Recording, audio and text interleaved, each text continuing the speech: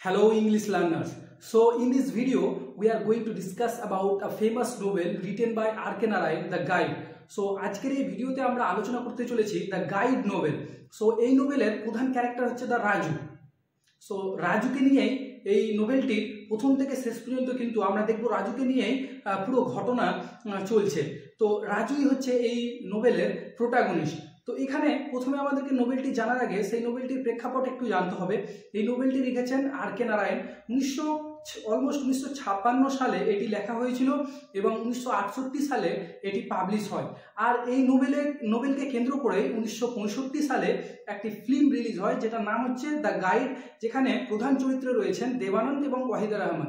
তো এই নোবেলটির প্রথমে ক্যারেক্টারগুলো আমরা জেনে নিই, তবেই কিন্তু নোবেলটি বুঝতে সুবিধা হবে। সো এই নোবেলের প্রধান ক্যারেক্টার অর্থাৎ প্রোটাগনিস্ট হচ্ছে রাজু এবং তার রাজুর বন্ধু রয়েছে যার নাম হচ্ছে ভেলানের একজন বোন রয়েছে, সিস্টার রয়েছে। আর অন্যদিকে দুজন ক্যারেক্টার রয়েছে যার নাম হচ্ছে মার্কোপোলো এবং রোজি দুজনেই হচ্ছেন ওয়াইফ এবং হাজব্যান্ড।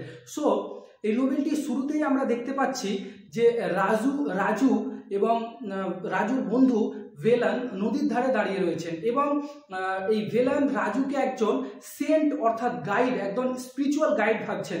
আর এই স্পিরিচুয়াল গাইড অ্যাকচুয়ালি রাজু কিন্তু নয়, তার জন্য রাজু তার অতীতের ঘটনা সেখানে দাঁড়িয়ে দাঁড়িয়ে বলছে আর আমাদেরকে ফ্ল্যাশব্যাকে পাঠিয়ে দেওয়া হচ্ছে যে অতীতে রাজুর সঙ্গে কি হয়েছিল এবং রাজু আজকে এই পজিশনে যে একটা গাইডের ভেলান যে তাকে একজন গাইড ভাবছে, তো কেন ভাবছে এবং তার অতীতের ঘটনাগুলি সে বলতে শুরু করছে। তো অ্যাকচুয়ালি রাজু একজন সাধারণ পরিবারের সন্তান ছিলেন এবং রাজুর বাবা একজন শপকিপার ছিলেন, সে শপ চালাতেন আর সেই শপেই পরবর্তীতে রাজুকে রাখা হয়। রাজু কিন্তু সেই শপ দিতে থাকে। পরবর্তীতে দেখা যায় যে সেই রাজুর বাবা স্টেশনে গিয়ে একটা কিন্তু শপ কিনে নেয় আর সেই রাজুকে সেই শপ থেকে শিফট করে সেই স্টেশনের শপে পাঠিয়ে দেওয়া হয় এবং রাজু সেই শপে কিন্তু সুন্দরভাবে সে দোকান দিতে শুরু করে। পরবর্তীতে যখন সেই শপে থাকতে থাকতে রাজু দেখতে পায় যে বিভিন্ন ট্যুরিস্টরা স্টেশনে আসছে এবং তাদের কিন্তু একটা গাইডের প্রয়োজন। তারা কিন্তু আসার পরে কিন্তু এদিকে ওদিকে ঘোরাফেরা করছে, সঠিক তথ্য কারো কাছে পাচ্ছে না। তো এই সিচুয়েশন দেখার পরে রাজুর মনে একটা কিন্তু প্রশ্ন আসে যে সে যদি একটা গাইডের কাজ করতে শুরু করে তাহলে কিন্তু তার পক্ষে ভালো হবে, কারণ এই রকম অনেকজন ব্যক্তিকে সে দেখতে পাচ্ছে যাদের কিন্তু গাইডের প্রয়োজন আর সেখান থেকে সে ভালো একটা উপার্জনও করতে পারবে। রাজু কিন্তু এমন একজন ব্যক্তি ছিল, সে কিন্তু মিথ্যে কথাকে খুব সাজিয়ে বলতে পারত, তার জন্য সে পরবর্তীতে একজন গাইডে পরিণত হয়। আর সে সমস্ত যেই ব্যক্তিগুলো সেই স্টেশনে আসার পরে কোনো গাইড খোঁজে যে তাদের কোথায় যাবে, তারা কোন জায়গাগুলো ঘোরার মতো আছে, এইরকম জায়গা যখন তারা খুঁজতে শুরু করে তখন রাজু তাদেরকে বিভিন্ন জায়গায় নিয়ে যেতে শুরু করে। তো ইতিমধ্যে আমরা দেখতে পাচ্ছি যে এন্ট্রি হচ্ছে মার্কোপোলো এবং রোজি। মার্কোপোলো হচ্ছে একজন বিখ্যাত স্কলার যে বিভিন্ন প্রত্নতাত্ত্বিক বিষয় নিয়ে আলোচনা করে, ওল্ড যে জায়গাগুলো আছে সেগুলো ঘোরার জন্য সে অত্যন্ত আগ্রহী। আর রোজি হচ্ছে একজন স্টেজ ডান্সার, নর্মাল একজন স্টেজ ডান্সার। তো সেই সময়ে যারা স্টেজ ডান্স করতো ভাবা হতো তারা লো ক্লাসেস পিপল, তার জন্য মার্কোপোলো কিন্তু রোজির এই কাজটা কিন্তু পছন্দ করতো না, রোজিকে কিন্তু খুব অন্যভাবে দেখতো আর রোজিকে সবসময় সে ইগনোর করতো এই কাজগুলো করার জন্য, কারণ নিজেকে মার্কোপোলো একজন স্কলার ভাবে, সে একটা আপার ক্লাস নিজেকে ভাবে, তার জন্য রোজিকে সে একটু নর্মালভাবে ট্রিট করতো, একটু ইগনোর করতো। তো এই রোজি এবং মার্কোপোলোর এন্ট্রি হয় সেই স্টেশনে। আরেকটা জিনিস তোমাদেরকে বলতে ভুলে গেছি আমি স্টুডেন্ট, তো এই যে এই নোবেলটা পুরো সেটিং হচ্ছে মালগুড়ি নামক একটি কাল্পনিক জায়গায়, যাকে ইউটোপিয়া বলা হয়। তো এই মালগুড়ি নামক একটা কাল্পনিক জায়গায় এন্ট্রি হয় রোজি এবং মার্কোপোলো যখন স্টেশনে এন্ট্রি করে তখন রাজু তাদের গাইড হিসেবে কাজ করে। রাজু মার্কোপোলোকে এই এলাকা সম্পর্কে অনেক কিছু বোঝাবার চেষ্টা করে। সে ভুলভাল, অর্থাৎ রাজু কিন্তু সবসময় মিথ্যে কথা বলতো। তো আশেপাশে যেই জিনিসগুলো আছে সেগুলো সম্পর্কে ভুল তথ্য দিতে শুরু করে মার্কোপোলোকে।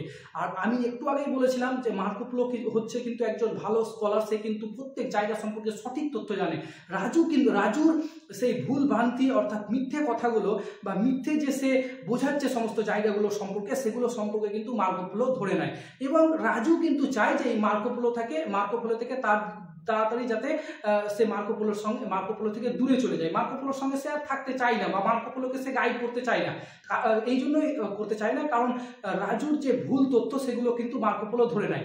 পরবর্তীতে যখন রোজিকে রাজু দেখতে পায়, তখন কিন্তু সে রোজির বিউটির দ্বারা ইনফ্যাচুয়েটেড হওয়ার পরে তখন তাদের সম্পর্কে জানার তার আগ্রহ হয়, এবং সে জানতে পারে যে এই রোজি এবং মার্কো পোলো হচ্ছে হাজব্যান্ড ওয়াইফ, আর তাদের কিন্তু সম্পর্কটাও খুব একটা ভালো নেই। কেন সম্পর্কটা ভালো নেই? কারণ আমরা একটু আগেই জানলাম যে মার্কো পোলো কিন্তু রোজিকে খুব ভালোভাবে ট্রিট করে না, আর এই ফায়দা তুলেই কিন্তু রাজু কিন্তু একটা সুযোগ হিসেবে চেষ্টা করে যে সে রোজিকে তার দিকে আকর্ষিত করবে এবং রোজিকে সে নিজের কাছে রাখবে, এরকম একটা সিচুয়েশন তৈরি করার সে চেষ্টা করে। এবং পরবর্তীতে যখন এই নোবেল একটু এগিয়ে যায়, তখন আমরা আরও দেখতে পাই যে মার্কো পোলোর সঙ্গে রোজি কিন্তু একটা বিচ্ছেদ ঘটে, আর এই রোজিকে কিন্তু নিজের বাড়িতে নিয়ে চলে আসে নিজের বাড়িতে নিয়ে চলে আসে রাজু। এবং নিজের বাড়িতে আনার পরে রোজিকে যখন নিজের বাড়িতে আনে, তখন রাজুর মা কিন্তু অত্যন্ত খুশি হয়। কিন্তু পরবর্তীতে যখন সে জানতে পারে যে এই রোজি হচ্ছে একজন স্টেজ ডান্সার, তখন রাজুর মাও কিন্তু এই রোজিকে কিন্তু বাড়ি থেকে তাড়ানোর কথা বলে, আর রাজু কিন্তু সেটা মানে না, এবং পরবর্তীতে রাজুর মা কিন্তু রাজুর বাড়ি ছেড়ে চলে যায়। অর্থাৎ এই রোজি এবং রাজুই কিন্তু তাদের বাড়িতে থাকতে শুরু করে। আর এই রোজিকে একদিন রাজু একটা ডান্স দেখাতে নিয়ে যায়, একটা সাপের ডান্স দেখাতে নিয়ে যায়। আর সেই সাপের ডান্স দেখার সময় রাজু দেখতে পায় যে সাপের ডান্স দেখতে দেখতে রোজিও কিন্তু অসাধারণ একটা নৃত্য করে ফেললো। আর এই নৃত্য দেখার পরে রাজু কিন্তু বুঝতে পারে যে এই রোজিকে কিন্তু সে একটা কিন্তু কমার্শিয়ালভাবে ইউজ করতে পারে, অর্থাৎ রোজি সে ডান্স থেকে টাকা ইনকাম করতে পারে। পরবর্তীতে সে কি করে, রোজিকে সে একটা স্টেজ ডান্সারে, বড়সড় একটা স্টেজ ডান্সারে পরিণত করে, এবং সে তার ম্যানেজার হিসেবে কাজ করতে শুরু করে। তো দেখো, রাজুর ইনিশিয়ালি সে কি ছিল? ইনিশিয়ালি একটা শপকিপার ছিল, পরবর্তীতে সে একটা গাইড হলো, এখন সে একটা ম্যানেজারে পরিবর্তন হয়ে গেল। কেন? এখন সে কিন্তু তার বলতে পারি আমরা রোজির এখন সে ম্যানেজার হিসেবে কাজ করছে এবং খুব ভালো একটা অর্থ উপার্জন করছে। যখন এই নোবেলসটি আরও একটু আগায়, তখন আমরা দেখতে পাই যে মার্কো পোলো কী করে, মার্কো পোলোর কাছে অনেক সোনা ছিল, সেই সোনাগুলো কিন্তু সমস্তই ছিল রোজির। তার জন্য মার্কো পোলো সেই সোনাগুলো রোজিকে ফেরত দিতে চায়। তার জন্য সে একটা চিঠি পাঠায়, যে চিঠিতে রোজির সাইন ছাড়া কিন্তু সোনাগুলো সে পাবে না। আর সেই চিঠিটা যখন পাঠানো হয় রাজুর কাছে, তখন রাজু কি করে, রাজু কিন্তু ফরজারি সাইন করে সেটা পাঠিয়ে দেয়। মানে এই ফরজারি করার উদ্দেশ্য তার দুটো কারণ হতে পারে, কারণ সে সোনাগুলো সে নিতে চায়, এটা একটা কারণ হতে পারে। আর দ্বিতীয় কারণ হতে পারে যে সে কিন্তু চায় না যে মার্কো পোলোর চিঠি রোজি পাক, এবং রোজির একটা মার্কো পোলোর প্রতি সফট কর্নার আবার তৈরি হোক। যদি হয়তো সে চিঠি পেয়ে যায়, তার সফট কর্নার মার্কো পোলোর প্রতি তৈরি হবে, সে হয়তো রাজুকে ভুলে যাবে। তার জন্য সে কিন্তু সেই চিঠিতে ফরজারি সাইন করে সেই চিঠিটা পাঠিয়ে দেয়, এবং পরবর্তীতে আবার একটা লেটার মার্কো পোলো রোজিকে পাঠায়। সেই লেটারটাও কিন্তু রাজু নিজের কাছে রেখে নেয়, সেটাও কিন্তু রোজির কাছে যেতে দেয় না। এবং পরবর্তীতে দেখা যায় যে এই scholar Marco polo police case করে এবং এটা তদন্ত করার চেষ্টা করে যে এই সাইনটা তো রোজির হতে পারে না, এই সাইনটা কে করেছে। এবং পরবর্তীতে এটা খোলাসা হয় যে রাজু কিন্তু এইটা ভুল একটা সাইন করেছে, নিজেই একটা সাইন করে পাঠিয়েছে, ফরজারি করেছে। পরবর্তীতে রাজুকে কিন্তু জেলে নিয়ে যাওয়া হয় এবং প্রপার 2 বছর কিন্তু রাজু জেলে থাকে। এবং এইরকমভাবে যে একটা ফরজারি সে করলো, তার জন্য তার প্রথম কথা হচ্ছে সে রোজির চোখে খারাপ হলো, সমাজের চোখে খারাপ হলো, নিজের চোখে খারাপ হলো, এবং মার্কো পোলোর চোখেও খারাপ হলো। তো এইভাবে রাজুর একটা পরিবর্তন, প্রথমে সে শপকিপারের পরে সে গাইডের পরে একটা ম্যানেজারের পরে একটা প্রিজনার হয়ে গেল। এই প্রিজনারেও কিন্তু তার যে লাইফের একটা পার্ট, সেই পার্ট কিন্তু শেষ হয়নি এখনো। সে প্রিজনার থেকে যখন 2 বছর পরে ফিরে এলো, 2 বছর পরে ফিরে আসার পরে সে সেই নদীর ধারে এসে দাঁড়ায়, যেখানে আমরা দেখতে পাচ্ছি যে স্টোরিটা শুরু হয়েছিল এবং ফ্ল্যাশব্যাকে গিয়েছিলাম। সেইখানে দাঁড়ানোর পরেই কিন্তু তার ভিলেনের সঙ্গে দেখা হয়, এবং সেই ভিলেনের সঙ্গে কথাবার্তা হতে হতে তখন ভিলেনকে কাহিনীটা বলতে শুরু করে, এবং পুনরায় আমরা আবার সেই ফ্ল্যাশব্যাক থেকে নিউ সিচুয়েশনে চলে এলাম। তো এইখানে ভিলেন কিন্তু সেই রাজু যে সমস্ত ঘটনা বললো যে এইভাবে তার একটা এখন সে এই পজিশনে এসেছে, সে একজন স্পিরিচুয়াল ব্যক্তি নয়, কিন্তু ভিলেন মানতে চায় না। ভিলেন বলে যে সে সত্যিকারের একটা স্পিরিচুয়াল গাইড, তাকে স্পিরিচুয়াল গাইড হিসেবে মানা হয়, কিন্তু সেই এলাকার লোকও তাকে একজন স্পিরিচুয়াল গাইড হিসেবে মানতে শুরু করে। পরবর্তীতে দেখা যায় যে এই রাজু কি হয়, রাজু কিন্তু পরবর্তীতে স্পিরিচুয়াল গাইডেও পরিবর্তন হয়, স্পিরিচুয়াল গাইডেই পরিবর্তন হয়। কিভাবে পরিবর্তন হয়? একদিন ভেলেন এবং তার সিস্টারের ঝগড়া শুরু হয়।